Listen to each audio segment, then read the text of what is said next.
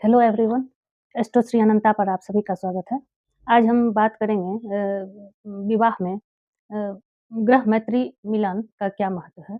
ग्रह मैत्री मिलान से ही हम समझते हैं कि डेली जो वर-वधू का कोई न कोई बात-विचार हमेशा होता है, वो आपस में उनको आसानी से सुलझेगा या बात-बात में विरोधाभास होगा या लड़ाई-झगड़ा की स्थिति आ सकती है।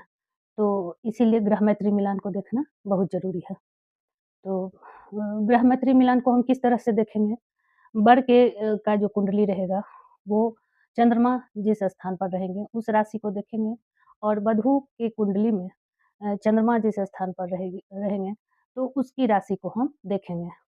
जैसे कि मान लेते हैं कि वर का चंद्रमा यदि सिंह राशि में है और वधू का चंद्रमा यदि कर्क राशि में है, तो अब हम इसको किस तरह से मिलान करेंगे?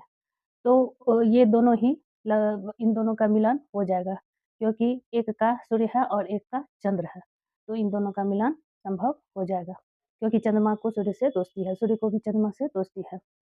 तो इस तरह से हम और जब मिलान संभव होगा तो ज़िंदगी में ये बात-विचार, विरोधाभास हर समय स्थिति ये आती-जाती रहती है, तो इसको देखना बहुत ही महत्वपूर्ण हो जाता है।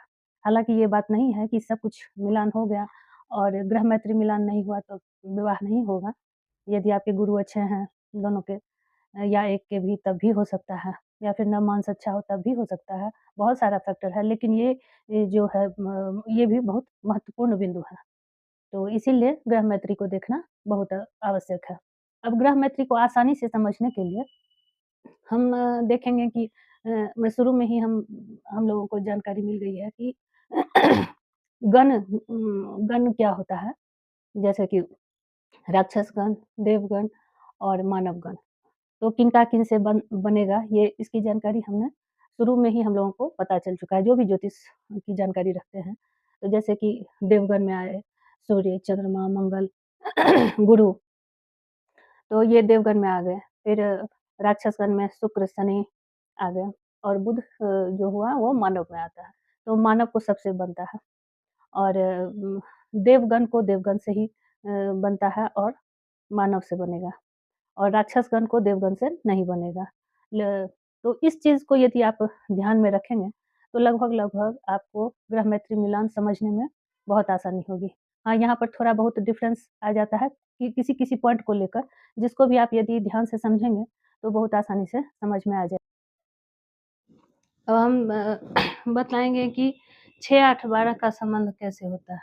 जैसे कि मान लेते हैं कि यदि ये लड़का का कुंडली है और ये लड़की का कुंडली है। तो लड़का का कुंडली में यदि चंद्रमा सिंह राशि में है और लड़की की यदि मकर राशि का कुंडली है और चंद्रमा यदि 7th हाउस में है, कर्क राशि में है, तो यहाँ से हम गिनती करेंगे 1, 2, 3, 4, 5 और 6 यानी कि इनका 6 का संबंध बन रहा है और लड़की का 1, 2, 3, 4, 5, 6, 7, 8 6-8 का संबंध बन रहा है। तो इन दोनों में लड़ाई-झगड़ा का संभावना है। लेकिन ये इस कुंडली को हमने बहुत नज़दीक से देखा है।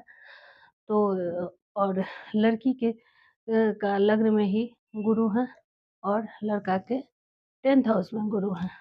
तो लड़की स्वभाव से यदि लड़ाई हो भी जाता है तो लड़की शांत हो जाती है, मामला सुलझ जाता है और लड़का का भी यहाँ गुरु है तो 1, 2, 3, 4, 5 यहाँ पर बृहस्पति का 5वीं दृष्टि पड़ता है, तो वो भी इस तरह से शांत हो जाता है। तो राशि यदि 6, 8, 12 में भी हुए और गुरु यदि लग्न को देख ले या उस स्थान को देख ले, तो भी